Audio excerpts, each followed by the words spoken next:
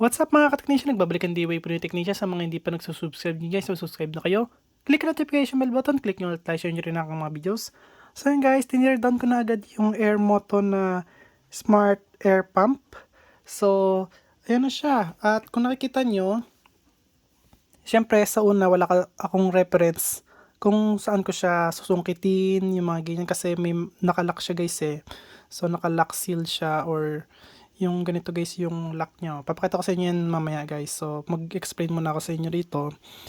And then wala naman nagti-tear down nito sa YouTube. So yun nga, mahirap siya i-tear down sa una guys. Pero ngayon nakita ko na kung nasaan yung mga lock niya, tsaka yung mga screw. So kala ko nung una puro lock lang. Yung time na nabuksan ko na yung mga lock, sabi ko, bet, parang, ayaw niya pa rin mabuksan. Kala ko may double adhesive, yun pala, may mga screw din pala, guys. So, ganito guys, kapag nag-tear down kayo nito, so, alisin nyo yung dito. So, alisin nyo to. Kasi ito, nandiyan yan, guys. Yan. Nakagyan yan dyan. Tapos, may dalawang screw dito. Isa, dalawa. Ayan. Dito sa kabila, ito naman yung nakalagay dito guys. So, ito, nandito yan. Ayan, nakapasok yan dito. Ayan. Tapos, ito naman, nakalagay dito yan guys. Okay, so paano nyo susungkitin yan kung, ayan na guys, so nakaganyan no. Paano nyo masasungkit yan? Ang gagawin nyo, dito na kayo susungkit. So, bahala na masira to, basta mabuksan nyo lang. So, sungkitin nyo ng screwdriver dito, tapos lakasan nyo na agad guys yung pagtanggal nyo. So, may matatanggal man dyan, dalawa, isang lock, guys, ayan o. Pero syempre, kahit na matanggal yan, madali lang naman yan, guys, ikabit or mabilis lang ulit siyang ilagay dyan kasi pwede naman tayong gumamit ng super glue. So, kung gusto nyo gawin nyo, alisin nyo na to, alisin nyo na rin to. Pagka kinabit nyo, guys, alisin nyo na to, alisin nyo na to. Tapos, maglagay kayo rito ng double adhesive kung ayaw nyo ng super glue. So, yung manimpis na double adhesive yung lagay nyo rito. Tapos, yung salpak nyo rito. Okay? Kasi hindi siya pwedeng lagyan ng double adhesive dito guys. Dahil nandito yung sa fan nito. Ito guys oh. Ito. Yung mismong fan. Ayan. So, hindi nyo pwedeng lagyan ng double adhesive yan dyan. Kasi, mawawalan siya ng hihigupan ng hangin. Okay, kailangan niya kasi humigop dito ng hangin. So, higop siya pa ganun, paloob. Tapos, lalabas niya dito sa kabila. Okay? So, kaya, mas maganda yung ganung method. Lagyan niyo na lang ng double adhesive dito na tape. Okay? Yung manipis lang na double adhesive, yung double adhesive lang mismo, guys. And then, so, alisin niyo yung nandito. So, matatanggal niyo yung nandito kasi, guys, may ano pa yan dito, oh. May screw dito, tsaka dito. So, kapag natanggal nyo na yung dalawang screw dito, eto kasi yan guys, etong dalawang screw na to. Tag dalawa. So, dalawa na to, tapos dalawa na to. So, bali apat. And then, may isa pa palang screw yan guys. Eto. Mahaba yan. So, dito naman siya galing. Ayan, sa unahan na dito. So, bali, ayan, nakaganyan yan. Ayan guys. So, pagka inalis nyo to, tingnan nyo sa akin, pagkaalis ko nito wala nang sira. Walang kahit na anong gas-gas, walang sira. So, pakita ko sa inyo, natanggal na yung battery. So, pakita ko sa inyo yung susungkitin nyo. So, bale, ganito. Pagka sinungkit siya, guys. So, ito yung nakalagay ditong ganyan. So, susungkitin nyo siya. Siyempre, guys, dito, ayan o. So, ditong sungkit, isa, pag ganon, dalawa, pag ganon, tas tatlo. Ayan, tatlo. So, pagka nasungkit nyo na yung tatlo na yan, pwede nyo nang tanggalin yan. Kasi yung iba, andito lang naman oh. Andito na yung lock niya, ayan guys. And then, tatanggal nyo na yung nandito kasi pwede nyo na siyang iangat na ganun. And then, pag natanggal nyo na yung screw dito, ang mga lock naman dito sa kabila, ayan guys, para makita nyo. So, isa, wait lang guys, ayan. So, isa, dalawa, tatlo, apat, lima, anim. Dito guys, meron yan. 7, 8. Tapos dito, 9, 10, 11 sa 12. So, 12 yung lock. Ayan. And then, saan kayo magsisimula na magtanggal ng lock? So, dito kayo guys magsimula sa malapad. Ito. So, tanggal nyo rito. Tak, tak, tak. Ang gagamitin yung prying tool guys. Ito. Ayan. Kasi ito, may tag dito. Hindi siya ganong nakakasugat ng plastic. So, ayan. Pero syempre, bago nyo ilagay yung prying tool, ito muna gamitin nyo. Kailangan matigas yung blade na ipapasok nyo rito. Then, pag napasok nyo na lahat, pwede nyo na siyang i-ganon guys. So, pak, pag ganon. I-ganon nyo siya. Tak. Tapos, ma-open nyo na yan. Pag na-open nyo na ito, pwede nyo ilagay yung prying tool. And then, kapag nalagay nyo na yung prying tool, kasi babalik yan eh. Kasi imposibleng di babalik. Lagyan nyo ng wire, guys. So, manipis na wire. Ilagay nyo siya rito para hindi siya bumalik. Hindi mag-lock ulit. Kasi maglalak yan, guys, kapag wala kayong pang-prevent na bumalik siya. So, kailangan meron kayo niyan. At least dalawang piraso. So, kaya meron ako nito, 2 piraso, guys. Isa rito, tapos isa sa kabila. Kasi gagawin nyo, uunahin nyo to, tapos isusunod yun dito. Tapos, dito na sa gilid. Ayan guys. Malabo ah. Ayan. So dito sa gilid. Tapos dito na yung huli. Ayan. Ito hindi kasi galing sa ano ko to guys eh. Ayan o. Kasi kung galing yan sa prying tool ko, hindi ganyan yung itsura niyan. Dapat nakalubog yan. So eto guys, nandito na to. And then, ayan, at least alam nyo na yung pagtanggal nun. So, pagka tinanggal nyo yan guys, or bago nyo tanggalin yon, syempre kailangan tanggalin nyo muna yung hose. Kasi kapag hindi nyo tinanggal yung hose, mahirapan kayong alisin yan. Yan guys, kasi nakaganyan yan eh. So, yung hose nandiyan. So, paano nyo matatanggal? Okay? So, mahirapan kayong magtanggal nyan. Kung nakikita nyo, ayan siya guys. So, hindi nyo siya maaangat. So, alisin nyo muna yung hose. Okay?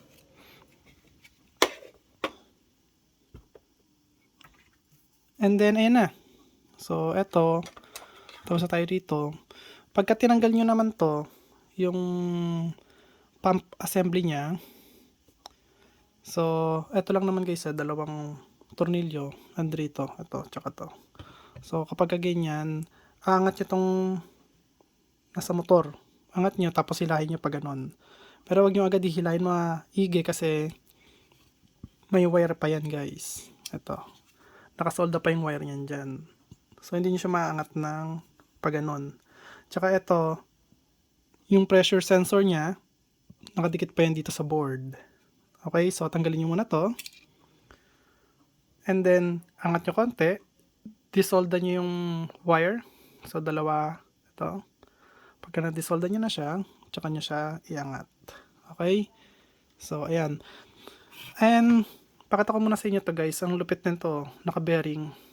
So, eto guys, ay hindi design ng China. Pagka ganito guys, mostly design sa US to guys. Kasi, ang China, gumagamit lang sila ng bushing. So, para mas mababa yung presyo, syempre guys, bushing gagamitin nila. Mababa presyo, kaya nyo, afford nyo, bilhin. Ito guys, may kamahalan. Nasa $89 or $90 plus tax yon. And then plus shipping pa yon. So, abot ng $100. 100 plus guys. So, bale, 1,500 pesos sa atin. So, pero guys, sulit to kasi, ayan nga, naka-bearing type na siya. Ayan o, ball bearing yan. Hindi yan bushing. Tapos pati to guys, naka-ball bearing din o. Nakita nyo? Ayan o. Ikot natin. Ayan guys. So kung tatanungin nyo ako bakit plastic gamit nila rito, hindi po to plastic guys kasi ito ay nylon. Ayan. So ano siya, fiber nylon yata to guys. Hindi siya ordinaryong plastic. Kasi pang high temp yung mga ganitong plastic na to, or plastic tuloy, nylon, sorry. Pang high temp yung mga ganyang nylon yan. So, ayan siya guys. Ang kagandahan dito guys, ano siya guys, repairable. Kasi ito, tulad nito, alis nyo to, tatanggalin nyo lang to, itong mga to. 4 na screw, pwede nyo nang tanggalin to, yung assembly nitong cylinder. Tapos, pwede nyo naman tanggalin to. Ayan guys. So, unthread nyo lang to. So, matatanggal nyo na to. And then, kapag nasira naman yung motor nya, eto guys, madali lang ma-replace to. Kasi, kung titignan nyo mabuti, ayun yung tanggalan niya or yung screw, dalawang screw. So, tanggalin nyo muna to. Bale, ang mangyari dyan guys, tatanggalin nyo buong assembly dito. So, itong cylinder, tsaka itong flywheel niya. Tapos, bago nyo tumatanggal yung tag dito, yung screw. Ayan. Ang kagandahan din dito, yung motor na ginamit dito. Ayan guys, oh. Kapal nung brush niya. Ayan, oh, sa loob, oh. Ayan. Hindi siya ordinaryong brushed motor. So, ayan. Quality siya guys, promise. Ayan, yung input na exhaust. Siyempre kailangan niya ng palamigin yung motor at saka palamigin yung buong assembly. Ayan. Tapos may ano pa siya dito, oh. Pressure sensor. Ayan guys. So, astig nung nag-design nito. Dito naman, ayan guys, yung board niya para may idea kayo. So, zoom in natin. Pakita ko muna yung board sa inyo. Bale ito guys, hindi nga siya makakapag-charge ng Type-C to Type-C kasi wala siyang resistor doon sa dalawang pin sa gitna. So, kung nakita nyo, 1, 2, yung 3 tsaka 4, dapat yan may resistor dyan papunta sa ground, dito sa may negative niya. Pero wala guys, oh. Walang contact kahit saan. Tsaka wala rin ako nakitang resistor dito sa mga dito guys. Ayan. So, ngayon guys, kung nakita nyo walang nakasulat, walang resistor na nilagay dyan. Kasi dapat yan guys, meron dyan na tag dito, pull up resistor, or pull down resistor para mag-charge siya ng Type-C to Type-C. So, kaya sa Type A to Type-C siya nag-charge dahil yung Type A to Type-C, may nilalabas agad siyang 5 volts. Pag Type-C to Type-C kasi 0 volts yan. Kapag walang communication, hindi siya magbibigay ng voltage. So, kaya wala siyang communication dito. Ayan. And then, kung pakita ko sa inyo yung charging IC niya, ayan po yung charging IC niya guys. I-search nyo na lang sa Google. So, ang number niya ay IP2325. So, makita nyo kung ilang amperes yan. Okay? So, baka 2 amps or 3 amps yan eh. So, ito naman, ayan yung ginamit na IC. So, baliktad. So, programmable IC po siya. So, ayan yung gamit niya guys. Oops. Ayan. Chip C na 38F20. Ayan. So, programmable yan guys. And then, regulator. Ito po yung regulator niya na ginamit. 2228. Pero guys, yan ay 3.3 volts lang. Ayan o, 33. Meaning is 3.3 volts lang siya. So, pwede na yung i-replace dyan ang AMS na 1117 na 33 din guys. Okay? And then, saan pa? Ayan, mga transistor guys. Y1. Puro transistor Y1. Tapos, ito naman yung ginamit na MOSFET para sa switch ng motor. Pang switch ng motor. So, ayan guys, yung MOSFET na ginamit. So, ang number niya guys ay NCE 30H12K. Ayan. So, 30 amps yata yan. 120 volts. Ayan. Tapos, meron siyang shunt resistor. Ayan. Na 0.005. Tapos ito naman guys, Sharky diode na SS 310. So 3 amps, 100 volts na Sharky diode. Bale guys, para sa pagbalik ng kuryente niyan guys, mapoprotektahan yung MOSFET. So kapag wala kasi nito, mamamatay itong MOSFET dahil yung pagbalik ng motor, yung spike ng voltage spike ng motor, kanyang sirain to. So naglagay sila ng protector or protection. Ayan. Ito naman yung ano niya guys, fuse JK. So bale, ayan ang input niya pag ganoon papunta sa may motor. Ayan. Tapos itong ground. From dito sa may ground niya, ito guys, battery, papunta muna sa may shunt resistor, and then dumaloy dito sa may source. Kasi ito guys yung drain. Ito. Ayan. So, at least, kita nyo guys yung ano rito. Yung mga component. Ayan. So, kitang-kita nyo yung mga sirang, pagka nasira yung mga component nyo tulad ng sa akin, so kita nyo rin yung may reference na kayo guys, kita nyo yung mga component. Ayan. Okay, so ano ba itong isa, T7, ito T7. So ito yung programmable IC guys kasi dito yung header nya ito. So ayan. Okay, sa likod nyan guys walang nakalagay kasi one sided lang na ano to, board. Okay, so sa likod wala nang nakalagay. And then ang gagawin ko dyan, lalagyan ko ng resistor yan para pwede ko siyang i-charge sa Type-C to Type-C na charger or yung cable. So yung battery niya, ang ginamit dito ay ICR 18650 2S 1P. So dalawa yung naka-series, isa yung naka-parallel. Tapos ayan guys, 7.4 volts at 2,000 milliamps an hour. Equivalent yan guys ay 14.8 watts an hour. So ang gagawin ko dito guys, papalitan ko tong battery. So ang date niya nga pala ay 2023 or 2023. December 29 siya ginawa guys. Ayan. Etong 2 na to, ibig sabihin kasi nito guys, ito yun.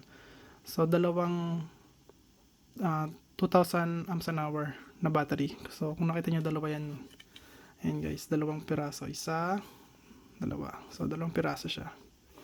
Okay, ang ipapalit pala dyan guys ay 3,000 na, 3,000 amps an hour na battery. So equivalent nun hindi na 14.8 watts an hour. Ang equivalent po nun ay 22.2. So mataas na siya guys. So yung papalit ko ay eto. Ayan. So, dalawang 3,000. Ayan. Okay. So, ayan yung nakalagay na yan dyan. Yun. So, mas mataas na yung capacity niya. 22.2 watts an hour na siya. Hindi na 14. So, ayan. At babalik ako guys. Tanggalin ko lang to. And then, gagawa ko ng sarili kong tag dito. Power bank. Okay? So, sariling power bank para dito. Power bank kasi tawag dito guys. Ganyan. So, ayan. At alisin ko lang yan guys. And then, babalik ako kapag na ano ko na to guys. Naayos. Or okay na siya. Pag okay na. Okay guys. So, ayan guys yung battery niya. So, makita nyo. Hindi po siya tig dito. Yung ICR. Kasi nakalagay dito ICR daw siya. Pero kung nakita nyo rito, ayan siya guys. So, para maintindihan nyo. Pero tama yung 2 amps an hour niya. Ayan. 18,650 2 amps an hour. At ayan. Ito kasi sa akin guys, kung nakikita nyo rito, ayan guys, LG na 32 guys. Ito yung capacity niya talaga dati. So, 3,200. So, ngayon, 3,000 na lang siya. At ayan guys, alisin ko lang yung mga wire nya. Ito yung BMS nya. Ayan. So ang kagandahan kasi nito guys, may BMS na siya para automatic mamamatay yung tag dito, mamamatay yung ano niya, power niya. Kasi kapag ito ay umabot ng 3 volts or 2.8 volts, so mamamatay na siya. So yun ang kagandahan sa kanya. So alisin ko lang siya, kakabit ko siya dito. Okay, bali ang gagawin ko kasi dito guys, gagamitan ko pa ng ano to, ng tag dito, ng spot welder kasi para tumugma yung sikip niya. Yung ganyan lang guys. Kasi kapag hininang ko yan, hindi ganyan yung itsura niyan. Okay. So, aalisin ko muna siya. Papakita sa inyo kung ano yung itsura niyan guys ha. So, ayan guys. Kung nakikita nyo, ayan po yung ano niya. Yung pagkaka-wire niya. So, pinagsama yung positive tsaka negative din itong dalawa. So, nakaganyan siya. Ayan. Tapos, itong negative nito, andito siya guys. Ito. Ayan. Nakadikit siya rito. Ayan siya guys. Tapos yung syempre, yung positive nitong kabila, nandito yan guys, unahan. Pero, alisin mo natin to para maintindihan nyo. So, nakasulat sa BMS niya, ayan, battery negative. Ayan. Tapos ito yung battery 1. So, ibig sabihin natin yung nasa gitna. Tapos yung positive niyan, ito guys, ito. Ito, battery positive, ayan. So, tanggalin ko muna to. Sana hindi mapunit. Kasi manipis lang yung ano eh. Yung tab niya guys, or yung metal tab or metal plate. Huwag kang mapupunit.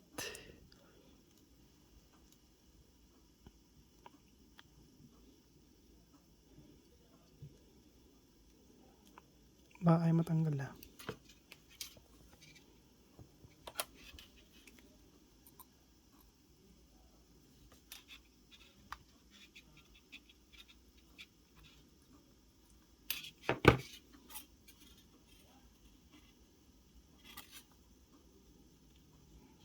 Basta hindi lang siya mapunit guys.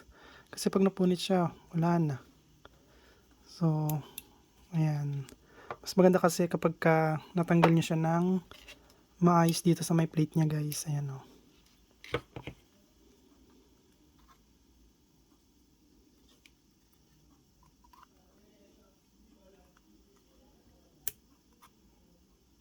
Ayun. Kasi kailangan natin gamitin tong plate na to eh. So, ayan guys.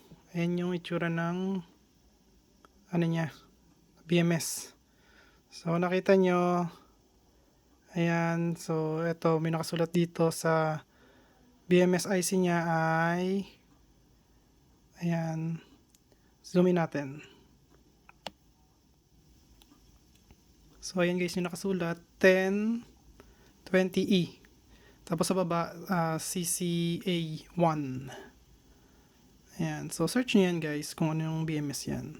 Tapos yung MOSFET na ginamit dito ay magkapares lang yan. At ang nakalagay dyan ay, ayan guys. Ay, hindi siya lang magkaparehas, no? Kasi yung sa A3016, tapos yung sa kabila, A20. Diba? Ay, hindi. 30 nga. Kala ko 20. So, pares lang pala guys. Sorry. So, ayan. A3016. Ayan. So, makita nyo yung capacity niyan kung gaano kalakas yung MOSFET na yan guys. Okay? So, ayan. And then, alisin lang natin to.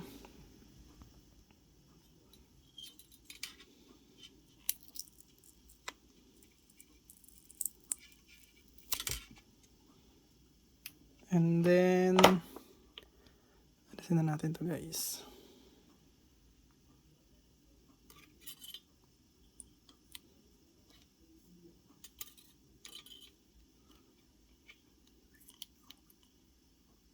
Oops, mapapunit yung kabila. Pero okay lang. Kahit na mapunit yan. Kasi, isa lang naman to eh. So, madali lang naman siya ikabit eh. Okay? So, eto, alisin na lang natin to.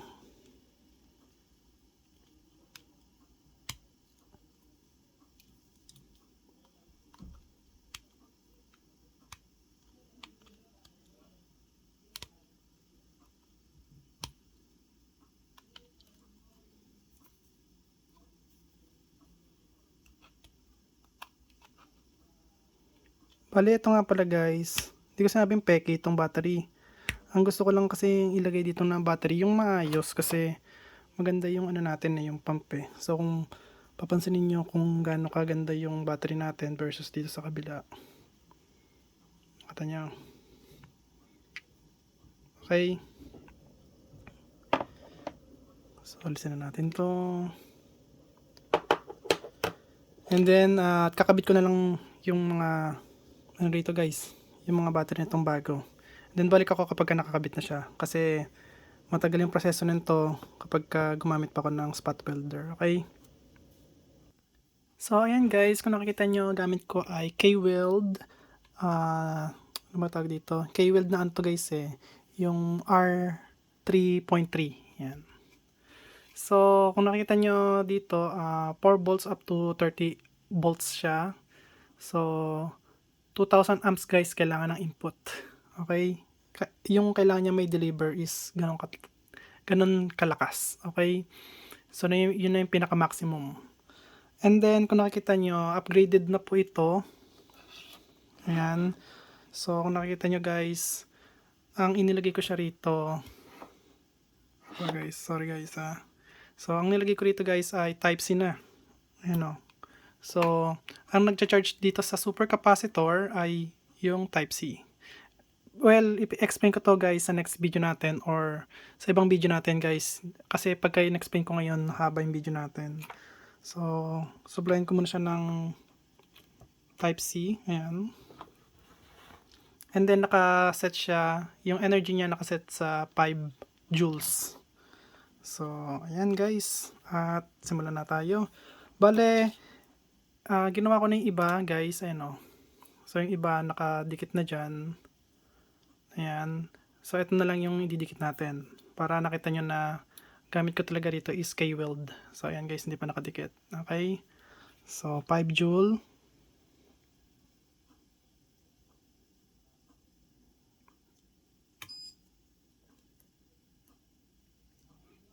Kailangan guys, hindi makawala yung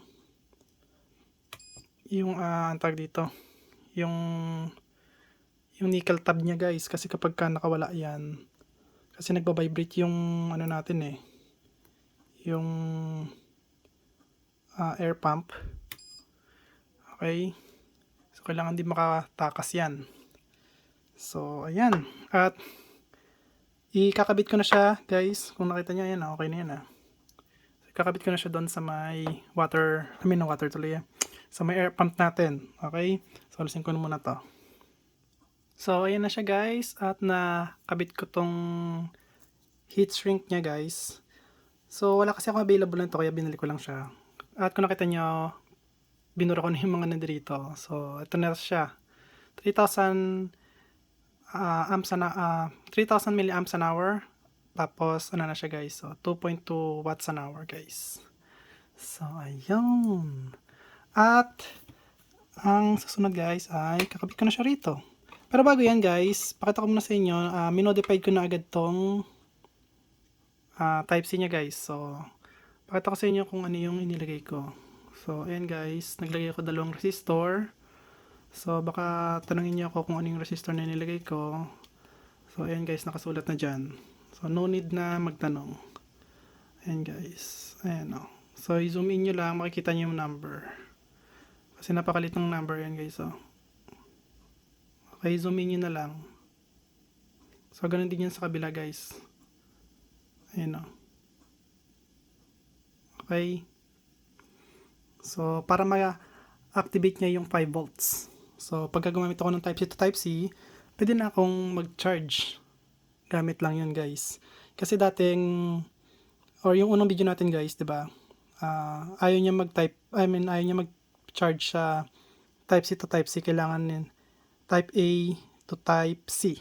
Ayan. Kasi, diba, yung binigay lang na, ano natin, or yung binigay lang na wire sa atin ay Type A to Type-C. So, ibig sabihin, hindi nga siya pwede sa Type-C to Type-C. Ngayon guys, pwede na siya kasi nga, ayan, nilagyan ko na siya ng resistor. So, nakadikit lang naman siya doon sa may dalawang gitna. So, number 3 tsaka 4, tapos yung kabilang dulo ng resistor ay nasa ground ng Type-C port. Ayan guys. Okay. Malinis yan tignan. Hindi po ako maduming magsolda guys. So, as long as kailangan ko mas malinis na pagsasolda. Okay. So, lalagay ko na siya rito. And then, ayan guys, papakita ko sa inyo kapag nakalagay na lahat. Tapos pakita ko sa inyo na nag-charge na talaga siya sa Type-C to Type-C. Okay? Siya nga pala guys, baka may magtanong kung ano yung nasa likod nito. Pakita ko sa inyo, ang daming LED. Ayan o. So, repairable talaga siya. In case masira or magkaroon ng depekto yung ano niya, yung ilaw. Kasi ito nga yung nakalagay sa kanya. So, kung magkaroon ng depekto, nyari nasira yung isang ilaw. So, pwede siya i-replace, guys. Ayan. Okay?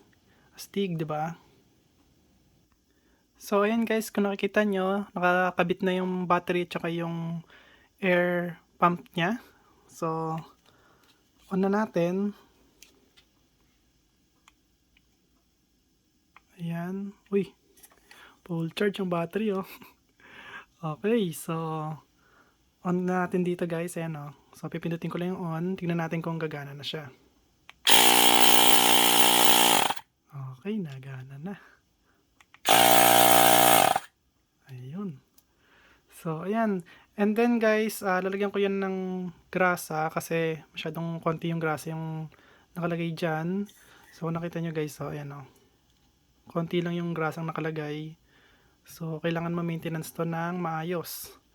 So, at least alam nyo nang na gumagana siya guys. At, ayan, mahaba na ang video natin. So, sana gusto nyo yung video ko. Huwag kalimutan mag-like, share, subscribe. Click notification bell button. Click all guys. Wait lang. May nakalimutan ako. Hindi ko pala napapakita sa inyo yung charging sa Type-C to Type-C. So, ayan. So, pakita ko sa inyo muna. Sorry guys. So, ayan na. So, itong isa, Type A. Ayan o, Type A to Type C. Tignan natin kung magcha-charge siya. Tagalin mo natin itong mga to. Ay, dumikit na. So, ayan guys, Type A to Type C. Ayan guys, so, tignan natin. Ayan guys, nagana ha. Kasi yan yung original talaga niyan. So, Type A. So, nakita nyo, A to Type C. Ayan. Ngayon, Type C to Type C tayo. Ayan, try natin Type C to Type C.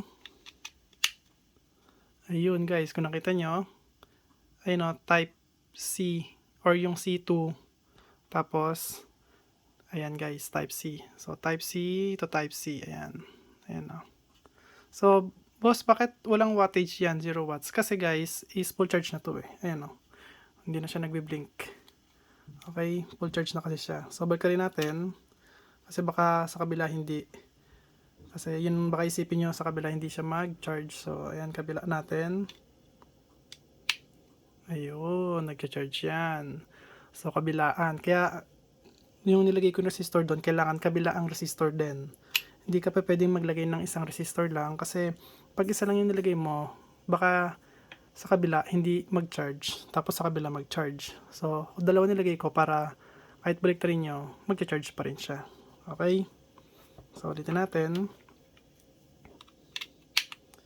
Ayan guys. So, nag-charge yan. So, ayan yung anchor babaliktarin natin.